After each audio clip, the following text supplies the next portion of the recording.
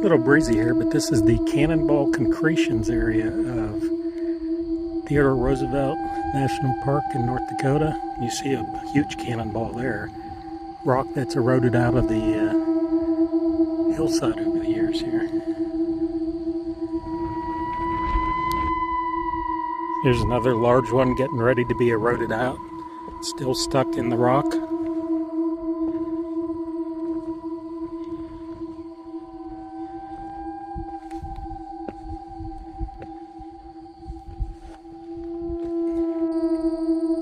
More of the Cannonball Concretions area. This is right up front where you park at.